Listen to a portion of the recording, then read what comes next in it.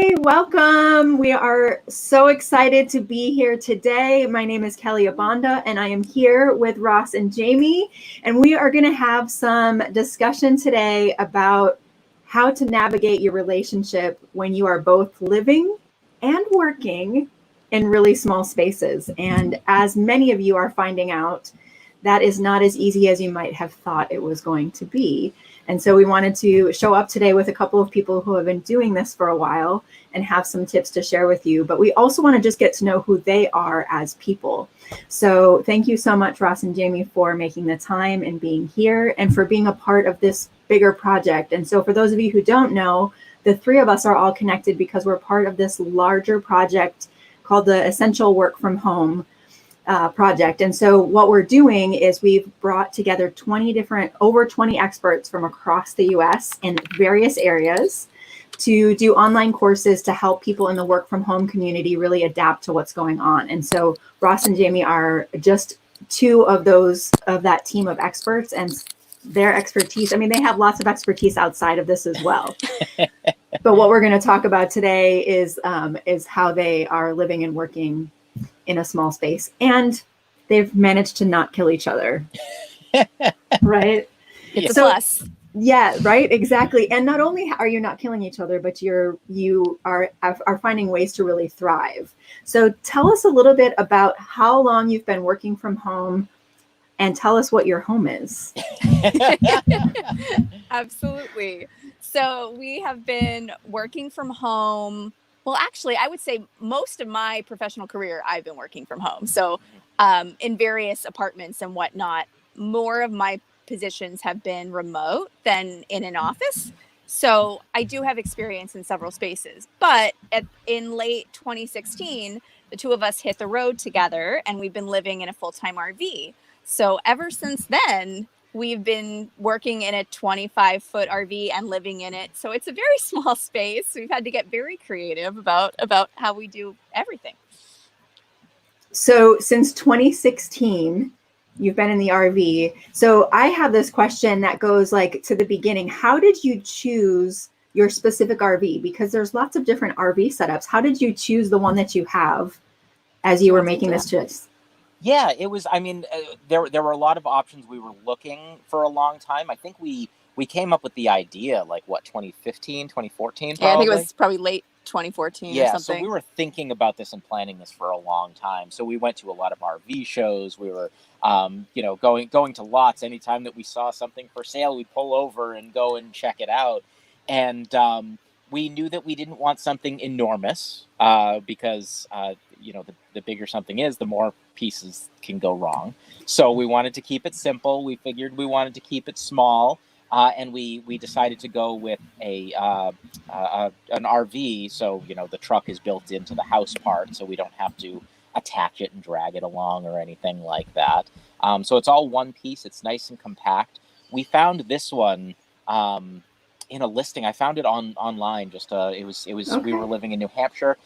It was in Massachusetts, and we're like, "You want to go for a drive?" Yeah, sure. We drove down, and it's like, okay, yeah, this is perfect. This is our house, and so it was a relatively quick decision, but deceptively so, because it was years of planning and years of looking in the making. Yeah, I imagine a lot of people from the outside might look and be like, oh, you made a decision spontaneously and uprooted your life, because, lots of people dream about making a big transition in their life like that. Like, oh, I would love the freedom of that. I would love the adventure that you can have in that. But what a lot of people don't realize is how much planning it actually took to do it and do it well.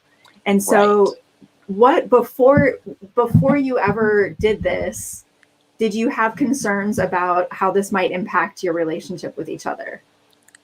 I think so, yeah, for sure.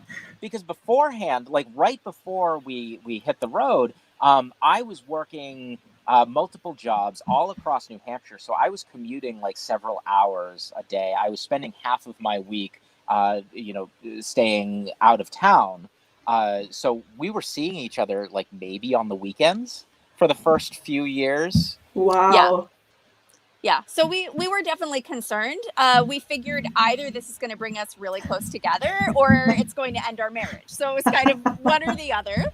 But we both really like each other, and we were like, and we like this idea. So, you know, we decided to go for it. I think the other factor that we didn't really talk about in terms of choosing an RV was cost. Like that was really big for us because we didn't have a huge budget, and we knew we wouldn't have a huge budget when we hit the road. So we were really thinking ahead about what's going to be affordable for us. So we knew we were buying used. We knew we didn't want something that was going to be a huge gas guzzler. So, you know, smaller is obviously better in that regard. But we couldn't afford one of the like super fancy fuel efficient ones. So, you know, that limited the scope of what we could choose from. But that's always been a big concern for us. You know, we bought one that's, you know, it's built on a Ford chassis. So we've found that we can go to Ford dealerships if things go wrong and we can't get to an RV place that will work on it. So all of that was a factor. And we also didn't own a truck. I think if we'd owned a truck, then, or an SUV, something that could tow something, then that would have been part of the conversation. But all we had was, you know, a little sedan or whatever. So it made more sense for us to look at something that would be a drivable RV just rather than purchasing two vehicles. Yeah. Yep. It makes total sense. And so you were planning for multiple years, and then you pulled the trigger and you said, okay, we're going to do this. And so tell me a little bit about transitioning. So Jamie, you were already working from home primarily, but how did you guys transition to being not in one space, but like traveling and working in a small space? Thankfully, we were able to ease into it. We started living in the RV before we left New Hampshire. So we found a campground, a local campground. At the time, I had my own music studio where I was teaching out of. So this campground was right down the street. So I was like finishing out the season at my studio and kind of like getting our legs and feeling like, okay, what's it like to go home and sleep in the RV? Okay, cool. Like we live at a campground now. Okay, what's that like? Okay, that's interesting. So that was our first step. Once we actually hit the road, what were your thoughts, Jamie? Well, I was actually starting to work from home some in right. the RV before we left. True, too. yeah. So I'd done a little bit of it. I think it was a wild experiment at first, you know. So trying out like, okay, if I set up like this, what does that look like? How much are we in each other's way? We very quickly realized in the RV that like we have to be communicating with each other about what our plans are. So, you know, we talk a lot like in the course about like if one of us is cooking, then the other person's definitely seated. Like you don't want somebody running around doing things while the other person is cooking. It just doesn't work in an RV. So in the same way with work, like we very quickly started to communicate about those things. So if I had to plan to be, you know, still with great internet for a certain amount of time, or if Ross did, like if he was going to be teaching lessons, then we figure out, you know, okay, at what point do we need to be setting up? What's the optimal setup?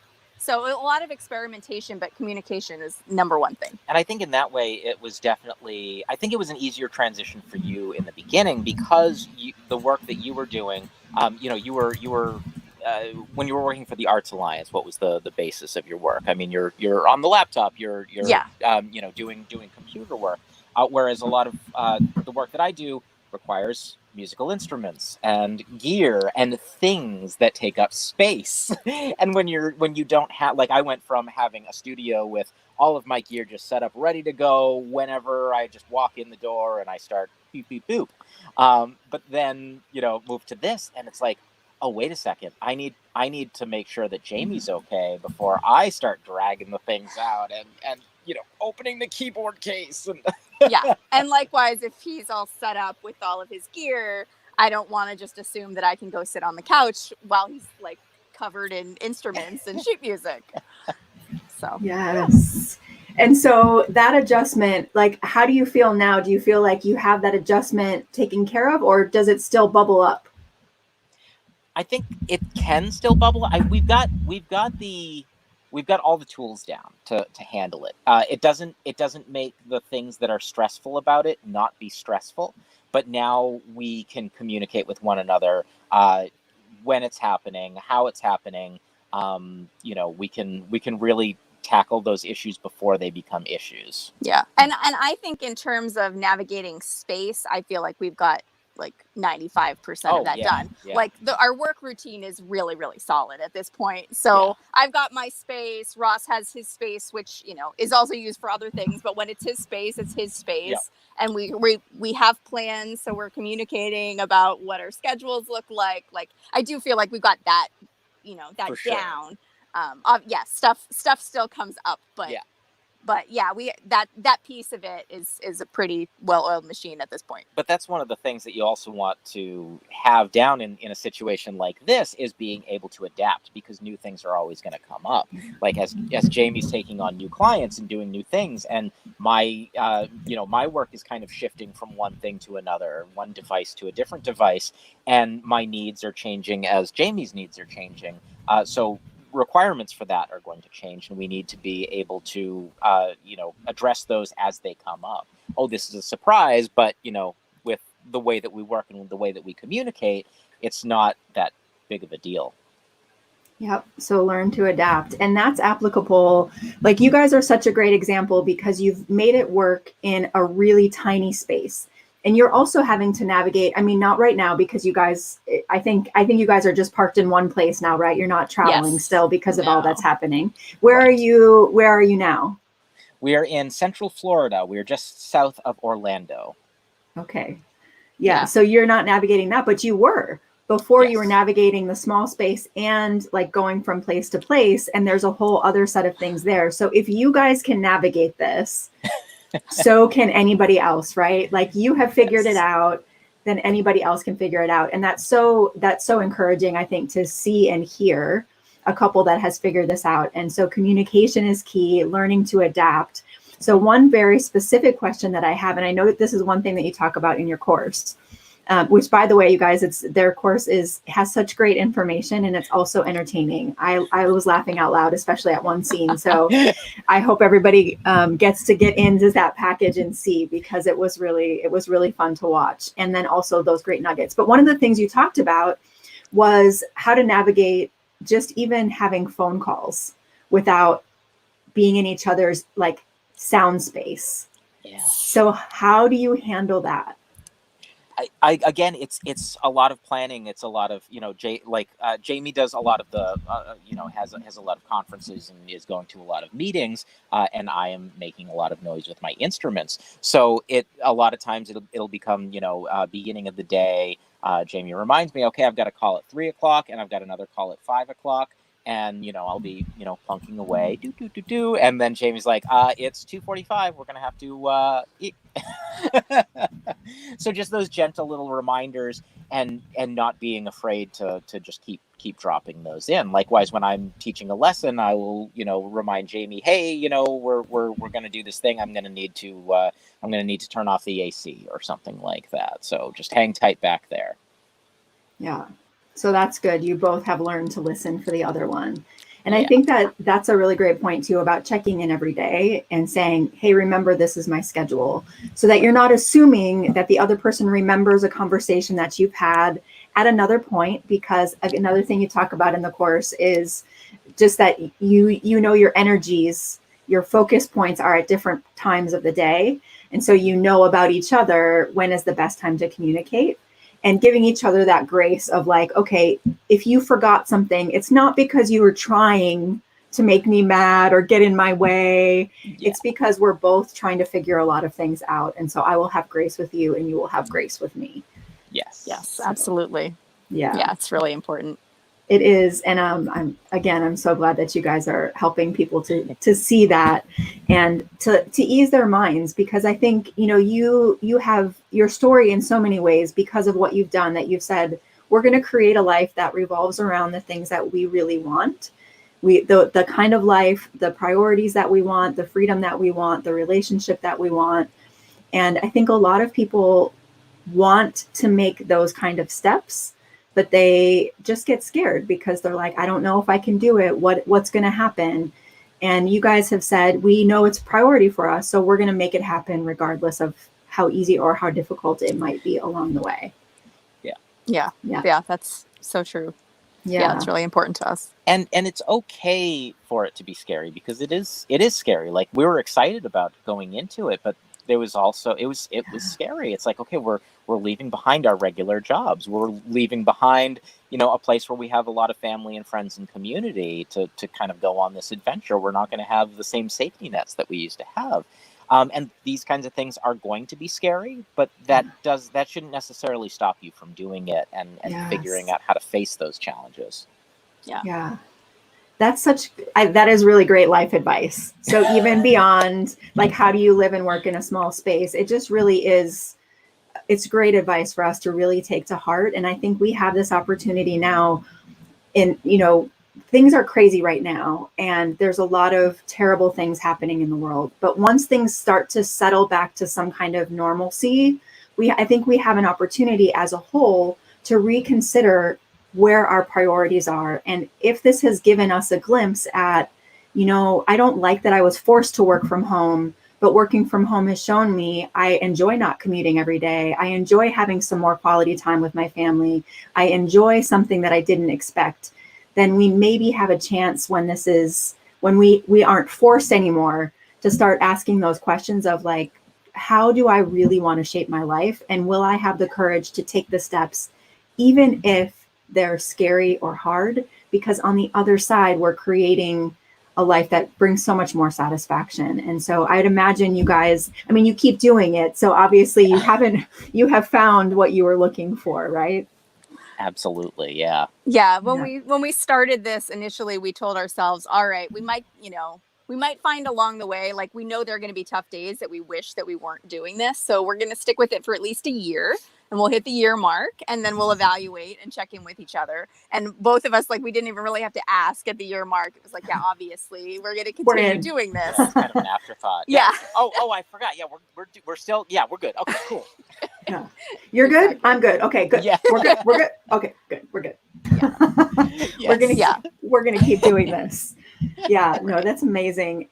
Okay. And so my next thing, I just want to ask you guys, so tell me about like beyond this project, because obviously, so this work from home project came up really quickly and the team pulled together so quickly. So in 3 weeks, people created content, recorded the courses. We got them up online and ready for people to buy. So we'll tell you at the end of this broadcast how you can get your hands on the introductory rate, but it happened so fast. But this is just one small portion of what's happening in your life. So what other things are you guys doing that you're really excited about?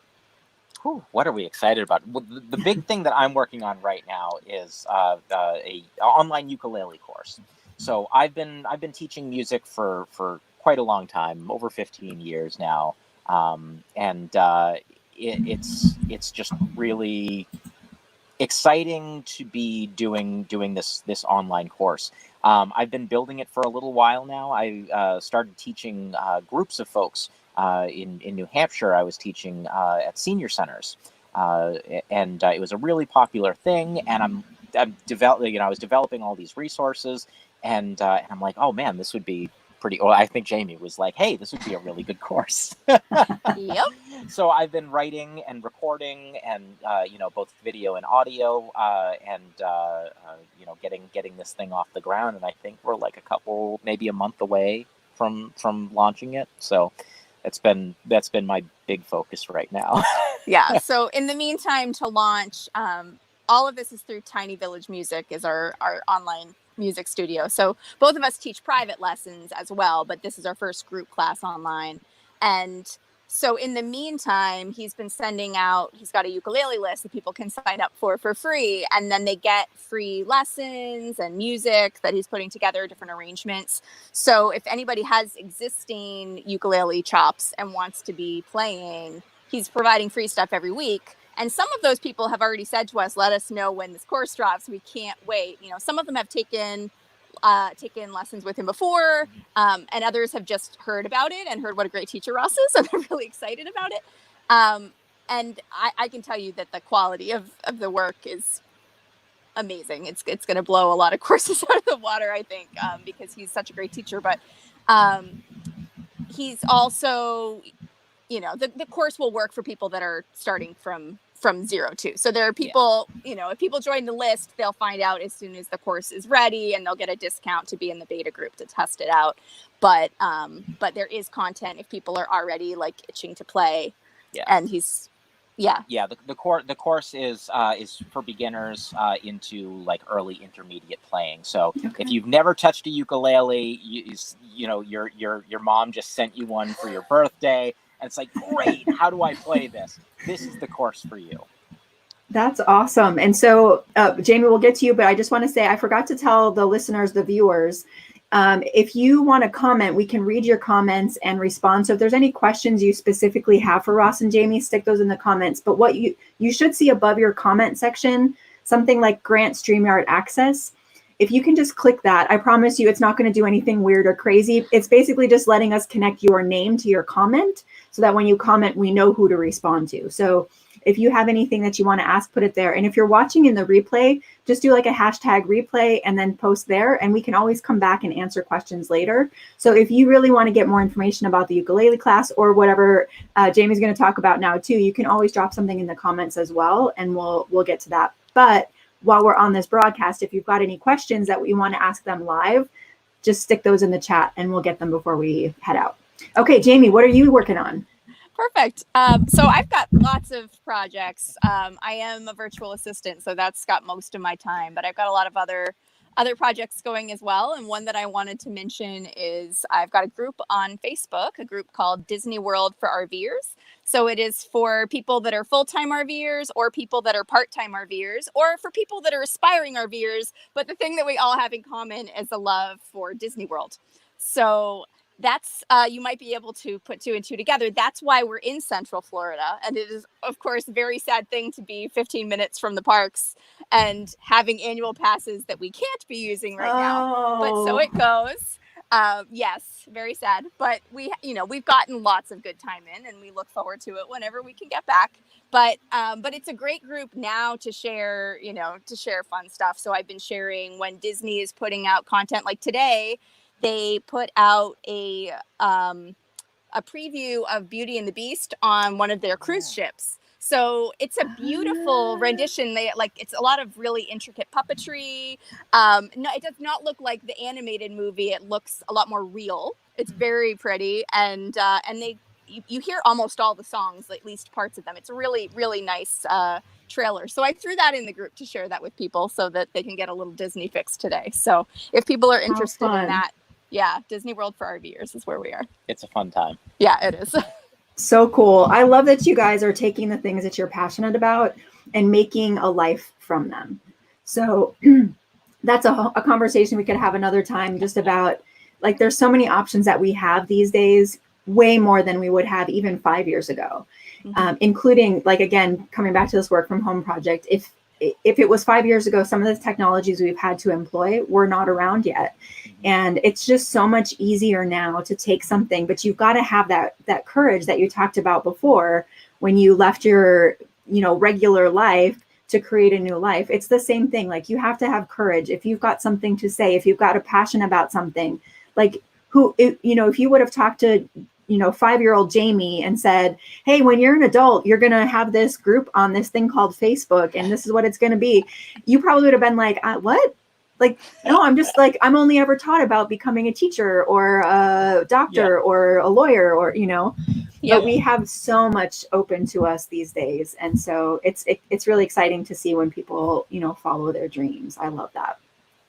Yeah. So before we start to wrap up, I just want to ask you guys, is there anything else that you really want to say to people who are new to having to live and work in the same space as their partner during this time of quarantine?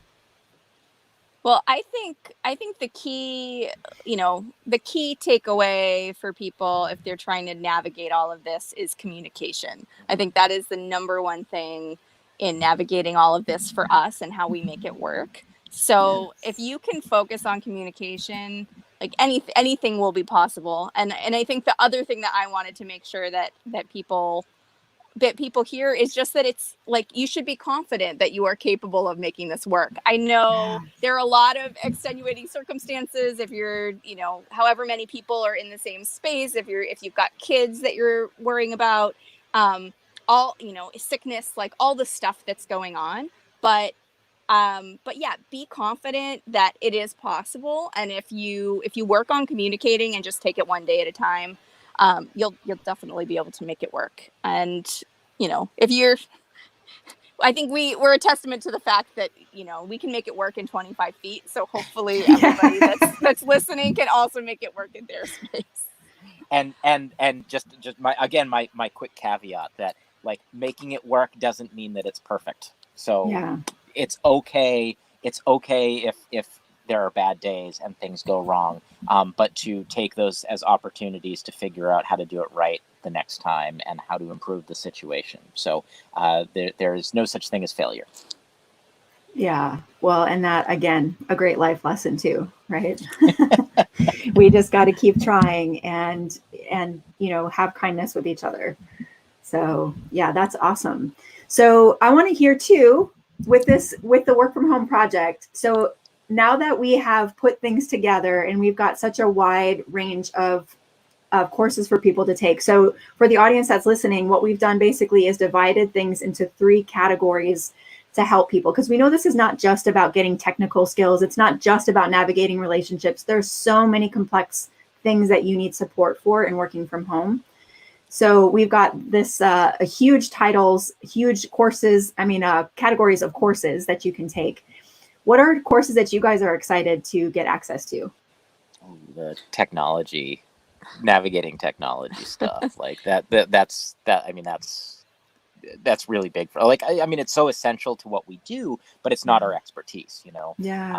I've got, you know, training in audio engineering, which is fantastic, but, like, you know, mixing and streaming from a phone is way different than, like, you know, a big console in a studio.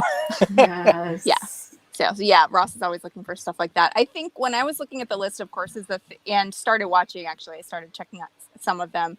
The thing that's most exciting to me was the stuff around, like, cooking and food prep. So Ross is kind of he has become the chef in our RV. That wasn't always the case, but Ross is an amazing cook. So I'm really lucky, but I'm excited about seeing the different ways to streamline cooking. I like, you know, that's a chef that's teaching it. So she's bringing, you know, some of her organizational skills from the kitchen, like professional kitchen, into the home. So yeah, I'm really excited about that stuff. That's going to be rad. Yeah. And there's just some great self-care stuff too, I think.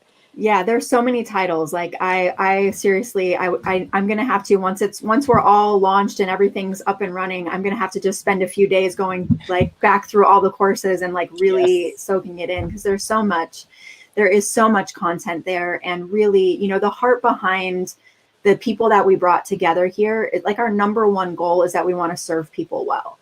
And so we wanted to come and say, okay, we've got information, expertise, tools, tips in these different areas, and we want to put them all together so that people have a one-stop shop. Like, yes, there's lots of things you could Google on the internet. You can go searching for different tips and tools all in different places, but we just wanted to say, bring it all in one. There's too much stress.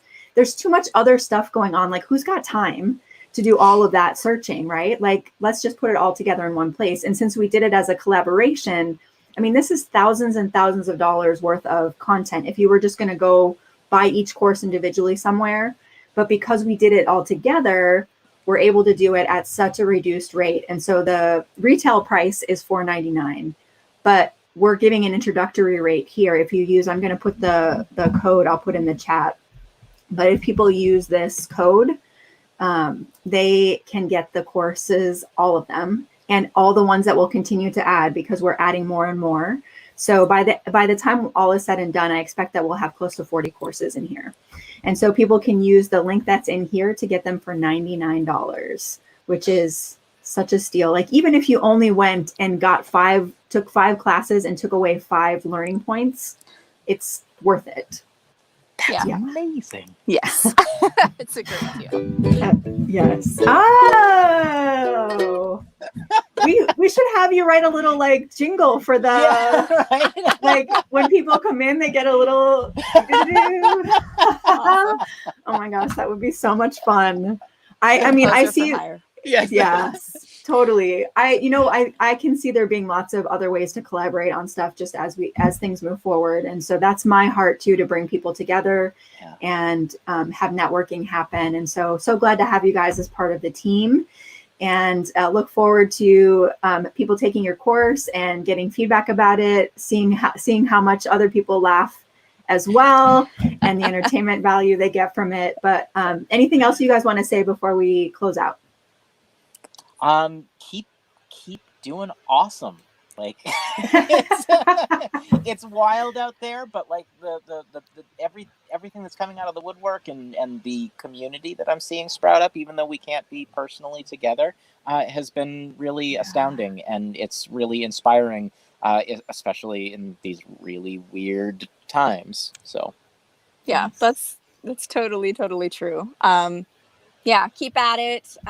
Kelly, thanks so much for having us be a part of this. Much. Yeah, I'm so glad to have you guys on the team. All right, if you're watching the replay and you have any questions, drop them in the comments and we'll be sure to reach back around and answer those. And in the meantime, great advice here to just keep going. All right.